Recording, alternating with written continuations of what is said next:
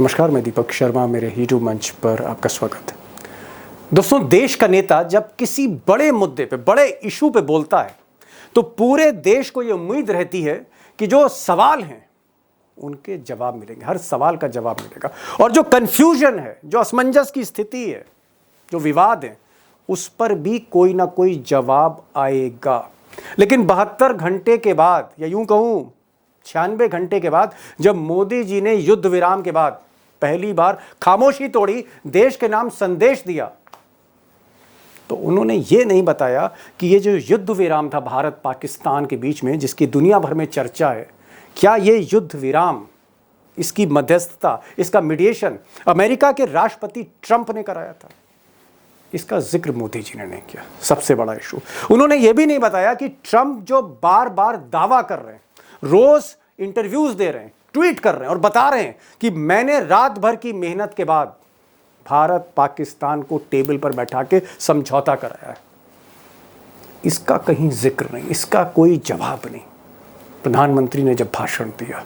और सबसे बड़ी बात, इस तरह की अब स्थिति बन गई है कि यह समझ में नहीं आ रहा है कि क्या ट्रंप, अमेरिकी राष्ट्रपति, दुनिया को गुमराह कर रहे थे, क्या गलत बातें बोल रहे थे, क्या झूठ बोल रहे थे। वो जो भी बोल रहे हैं ट्रंप, उसमें कोई दम नहीं है। और सबसे चौंकाने वाली बात यह कि मोदी ने जब राष्ट्र के नाम संदेश दिया, जब हमारे प्रधानमंत्री देश को संबोधित करने जा रहे हैं, एड्रेस टू नेशन करने जा रहे हैं, उससे कुछ देर पहले मिस्टर ट्रंप ने एक प्रेस कॉन्फ्रेंस कर दी और उस प्रेस कॉन्फ्रेंस में फिर वही बात कही कि अमेरिका ने मध्यस्थता कराई। और तो और ट्रंप ने एक और अजीब बात कही इस प्रेस कॉन्फ्रेंस में, कैमरे के सामने, कि साहब, हमने तो यह कहा था भारत और पाकिस्तान से कि अगर आप समझौता नहीं करेंगे तो मैं ट्रेड बंद कर दूंगा, यानी भारत के साथ व्यापार बंद कर दूंगा। यानी ट्रंप यह कहना चाह रहे हैं कि मैंने ट्रेड, व्यापार, इसको लेकर दोनों देशों को समझाया और मजबूरी में दोनों देश राजी हो गए। ये बात हो रही, सुनिए आप, मिस्टर ट्रंप को सुनिए आप। We helped also with trade. I said, come on, we're going to do a lot of trade with you guys. Let's stop it. Let's stop it. If you stop it, we're doing trade. If you don't stop it, we're not going to do any trade. अब दोस्तों, सच बात यह है कि पिछले 75 वर्षों से, वो चाहे नेहरू का दौर हो, चाहे वो इंदिरा गांधी का दौर हो, चाहे वो नरसिम्हा राव का दौर हो, चाहे वो वीपी सिंह का दौर हो, चाहे वो गुजराल का दौर हो, चाहे वो देवगौड़ा जैसे प्रधानमंत्री का दौर हो, चाहे वो मनमोहन सिंह का दौर हो, ऐसा कभी नहीं हुआ कि कोई तीसरा देश और उसका राष्ट्रपति डंके की चोट पर ऐलान कर रहा है कि मैंने मध्यस्थता करा दी, मैंने दोनों को टेबल पे बैठा दिया, मैं इसके पीछे हूं, मैंने भारत पाकिस्तान से कहा। और वो कश्मीर की बात कर रहे हैं कि मैं कश्मीर का मुद्दा भी हल कर सकता हूं, मैं सारे मसले खत्म कर दूंगा। ये ट्रंप बोल रहे हैं। 75 बरस में ऐसा किसी भी देश के किसी भी राष्ट्राध्यक्ष ने नहीं कहा जो ट्रंप जिस भाषा में बोल रहे हैं। और ये उनका कहना कि मैंने कहा कि ट्रेड बंद कर दूंगा अगर समझौता नहीं करोगे, ये भाषा है ट्रंप की। सवाल इस बात का है, जो मैंने पहले भी आपसे कहा, क्या ट्रंप मिसलीड कर रहे हैं? ट्रंप क्या गुमराह कर रहे हैं? और अगर मैं कहूं आम बोलचाल की भाषा में कि क्या ये आदमी झूठ बोल रहा है और हम सुन रहे हैं? इस आदमी की इतनी हैसियत हो गई कि 140 करोड़ के देश को ये डिक्टेट करेगा, नसीहत देगा, दखल करेगा। जहां पर जेलेंस्की जैसे यूक्रेन के छोटे से देश के, जो युद्ध की पीड़ा में फंसा हो, जेलेंस्की जहां दो दो हाथ कर रहा हो, हम चुपचाप सुन रहे हैं इस आदमी को।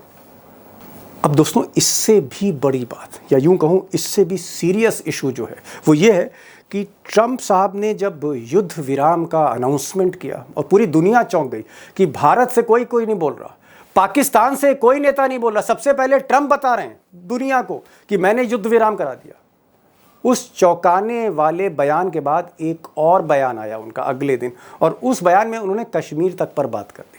अब देखिए, अगले दिन जो इनका बयान आया है 9:28 मई 11 को, उसमें ट्रंप बोलते हैं कि I am going to increase trade, मैं व्यापार बढ़ाने जा रहा हूं भारत पाकिस्तान के साथ, will work with both this great nation. Pakistan भी ग्रेट है, शहबाज शरीफ भी ग्रेट है, जो आतंक की फैक्ट्री चला रहा है, शहबाज शरीफ को मोदी के साथ नाप दिया। पाकिस्तान का प्रधानमंत्री जो आतंक की फैक्ट्री चला रहा है, आसिम मुनीर जो आतंक की फैक्ट्री चला रहे हैं, जिस पर हमला हो रहा है, वो भी महान है। शहबाज भी महान, आसिम मुनीर भी महान डोनाल्ड ट्रंप की नज़रों में। और वो कह रहे हैं कि मैं दोनों के साथ व्यापार बढ़ाऊंगा। और आगे कहते हैं, additionally I will work with you both, दोनों के साथ, शहबाज और मोदी जी के साथ, will work with both of you, a solution can be arrived at concerning Kashmir.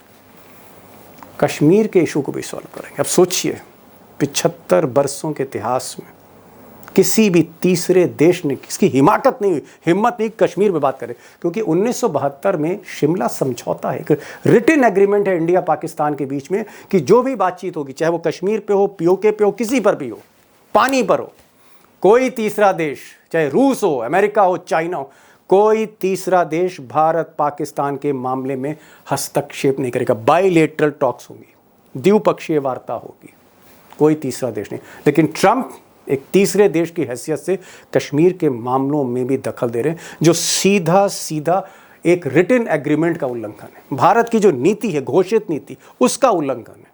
हमारे लोकतंत्र में सीधा हस्तक्षेप है। कम से कम इसका जवाब आना चाहिए था, इस पर स्पष्टीकरण आना चाहिए था आज के एड्रेस टू नेशन में। लेकिन मोदी जी ने जिक्र ही नहीं किया। ऐसा लगा उनके भाषण से कि कोई ट्रंप है ही नहीं इस दुनिया में, कोई अमेरिका है ही नहीं इस दुनिया में, ऐसा लग रहा था, क्योंकि पूरी तरह से ट्रंप के चैप्टर को ही क्लोज कर दिया। अब दोस्तों, अगर हम पीछे मुड़कर देखते हैं, थोड़ा इतिहास में जाते हैं, 40 साल 50 साल पहले की बात करते हैं, जब हम पाँव पे खड़े हो रहे थे, जब ये राष्ट्र का निर्माण हो रहा था, डेवलपिंग नेशन थे, हमारी आर्थिक स्थिति, हमारी सैन्य स्थिति इतनी मजबूत नहीं थी जितनी आज है।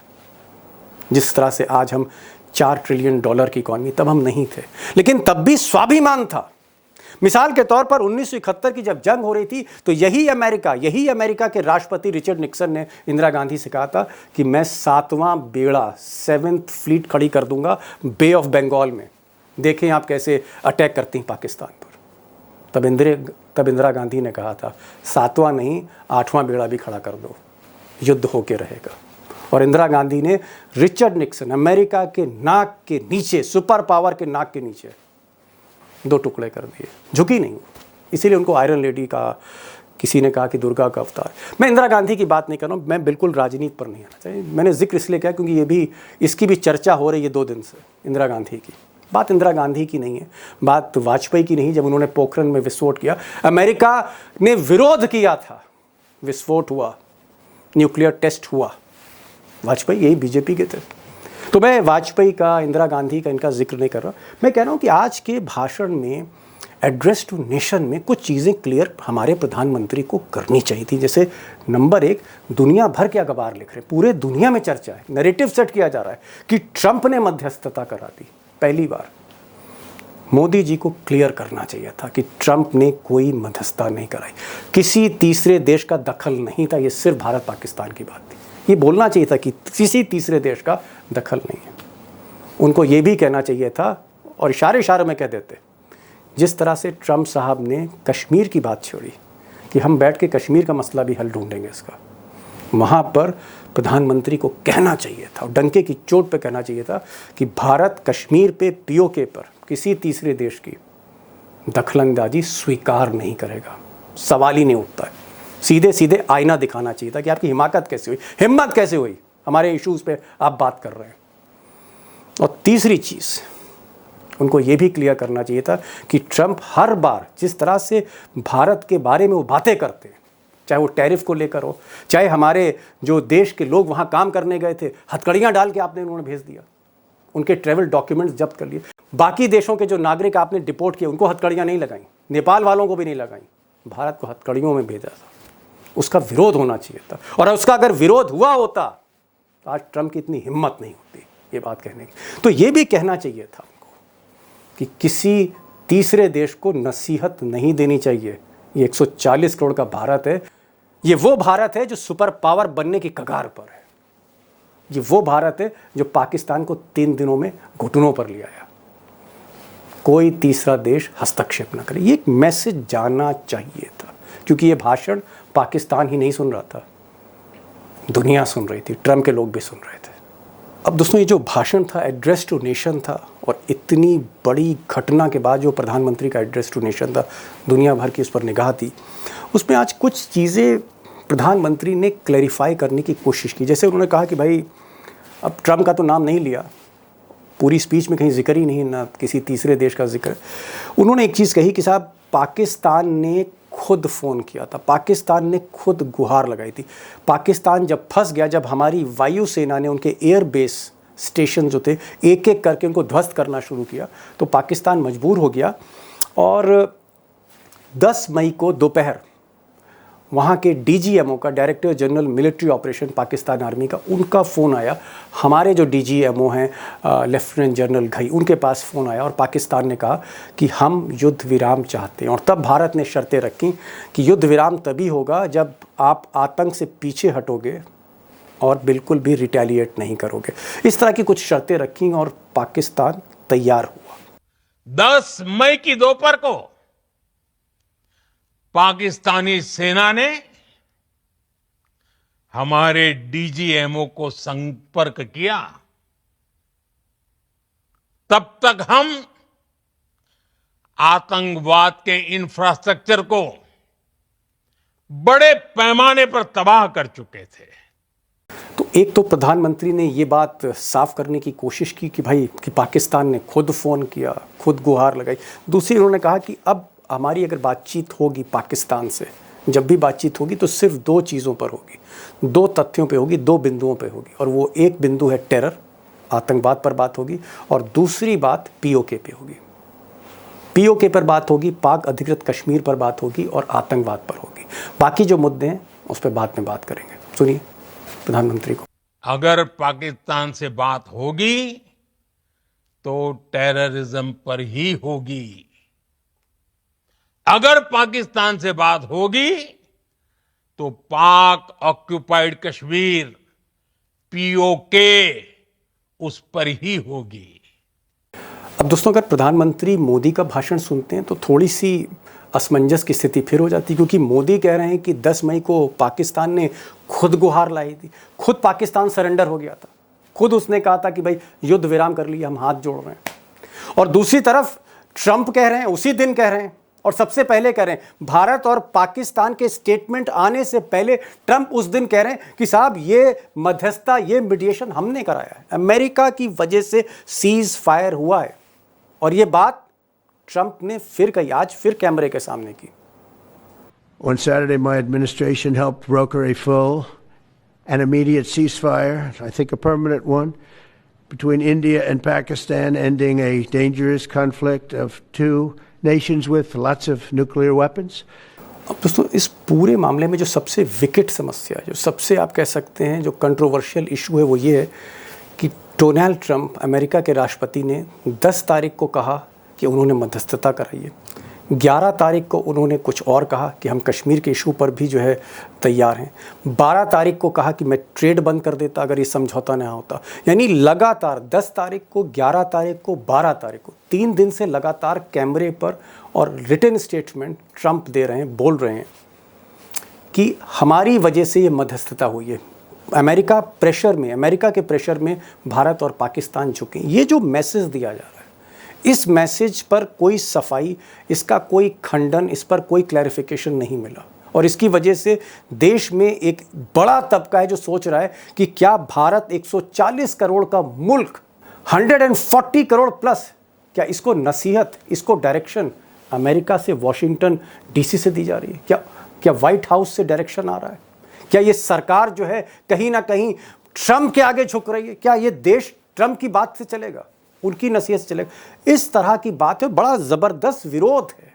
बात में सत्ता और विपक्ष की नहीं कर रहा हूँ, बीजेपी में भी विरोध है। यहाँ तक कि जो यशवंत सिन्हा, जो विदेश मंत्री थे वाजपेयी सरकार में, वो भी कह रहे हैं कि कम से कम कश्मीर इशू पर मुंह बंद करना चाहिए था ट्रंप को, और उन्हें ये नहीं कहना चाहिए था कि उन्होंने मध्यस्थता कराई। ये बिल्कुल उल्लंघन है भारत की नीति और नियत का। और ट्रंप साहब ने केवल ये नहीं कहा कि सीज फायर हो गया दोनों देशों के बीच में, बल्कि ट्रंप साहब ने ये कहा है कि हम कश्मीर के मसले को सुलझाने के लिए दोनों देशों के बीच में मध्यस्थता करेंगे। अब दोस्तों, प्रधानमंत्री ने ऑपरेशन सिंदूर को लेकर सेना की तारीफ करी, वायु सेना की तारीफ हुई, थल सेना की तारीफ हुई। अब ये जो प्रशंसा है सेना के पराक्रम की, ये तो पूरा देश कर रहा है। पूरा देश वायुसेना, थल सेना, जल सेना के साथ खड़ा है और सारा ऑपरेशन हमको जो DGMOs हैं, जो मिलिट्री के टॉप ऑफिसर्स हैं, वायुसेना के टॉप ऑफिसर्स हैं, सब कुछ उन्होंने दिखाया है। देश पूरी तरह से उनके साथ है और देश मानता है कि पाकिस्तान में घुसकर हमारी सेना ने आतंकी टेरर को ख़त्म किया, नेटवर्क को ख़त्म किया है, कि मानते हैं हम। सवाल इस बात का है कि इसमें राजनीतिक जवाब मिलने चाहिए थे, क्योंकि आर्मी से, एयरफोर्स से, नेवी से हमें राजनीतिक उत्तर नहीं मिल सकते, वो तो मिलिट्री ऑपरेशंस के ही मिलेंगे। ये जो सवाल थे ट्रंप को लेकर, तीसरे देश की मध्यस्थता को लेकर, तीसरे देश के दबाव को लेकर, जो हमारे सार्वभौमिकता, हमारी सॉवरेनिटी, हमारे लोकतंत्र, उस पर एक प्रहार था पहली बार, उस पर हमें सफाई नहीं मिली। अब देखना यह है कि क्या प्रधानमंत्री नरेंद्र मोदी संसद में, जो इस देश की सबसे बड़ी पंचायत है, और संविधान भी कहता है कि जो सरकार है, काउंसिल ऑफ मिनिस्टर्स हैं केंद्र के, they are accountable to the people representatives, वो पार्लियामेंट के प्रति अकाउंटेबल हैं, उनकी जवाबदेही संसद के प्रति। तो क्या संसद का एक विशेष सत्र बुलाया जाएगा, जैसे राहुल गांधी ने चिट्ठी लिखी है, और क्या वहाँ पर स्पष्ट होगा लोकसभा में, राज्यसभा में, कि ट्रंप की मध्यस्थता के कारण ये युद्ध विराम हुआ, या फिर भारत ने जिस तरह पाकिस्तान को घुटने पे ला खड़ा किया था, भारत के दबाव में पाकिस्तान झुका? क्या ये बात सही है? और जो ट्रंप बोल रहे हैं वो मिसलीड कर रहे हैं, गुमराह कर रहे हैं, और ये संदेश अगर देश की संसद से जाता है कि ट्रंप मिसलीड कर रहे हैं, ये जो समझौता हुआ भारत की सेना के पराक्रम के चलते हुआ, तो एक मैसेज जाएगा देश को। देखते हैं, इंतज़ार करिए आगे क्या होता है, विशेष सत्र होता है या नहीं होता है। तो दोस्तों, ये आज का वीडियो था और मेरी एक गुजारिश है कि इस वीडियो पर अपनी प्रतिक्रिया ज़रूर लिखिए। कमेंट बॉक्स में जाइए, 2 लाइन ज़रूर लिखिए कि वीडियो अच्छा लगा, और अगर बुरा लगा तो भी लिखिए। और एक और गुजारिश कि अगर इसको सब्सक्राइब नहीं किया इस चैनल को, तो प्लीज़ सब्सक्राइब करिए, और दोस्तों से कहिए, पड़ोसियों से कहिए, नातेदारों से कहिए, जानने वालों से कहिए कि इसको सब्सक्राइब करें। तो ये आज का वीडियो था, फिर मिलते हैं एक अगले वीडियो में अगली खबर के साथ। तब तक के लिए नमस्कार।